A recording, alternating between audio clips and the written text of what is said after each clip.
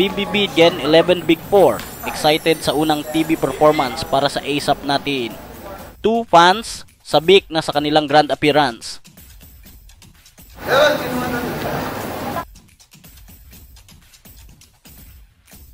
Mga ka-showbie, ang PBB Gen 11 Big 4 na sina Piang, Rain, Colette at Kai ay handa na sa kanilang first big TV appearance sa ASAP natin 2.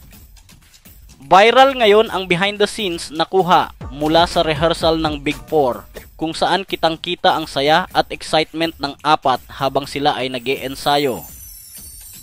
Makikita sa videos at photos na masayang-masaya ang Big 4 na may kahalong kilig at excitement para sa kanilang first major showbiz performance.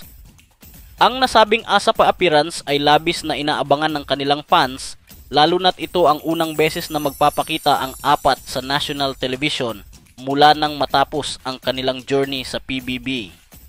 Ayon sa ilang insider updates, may espesyal na inihanda ang ASAP natin 2 para sa kanila at siguradong puno ng energy at kilig ang performance na inaabangan na ng maraming fans. Dahil sa init ng suporta para sa Big 4, trending agad ang rehearsal clips nila kung saan maririnig ang mga fans na nagsasabing sabik na silang mapanood ang kanilang idolo sa entablado.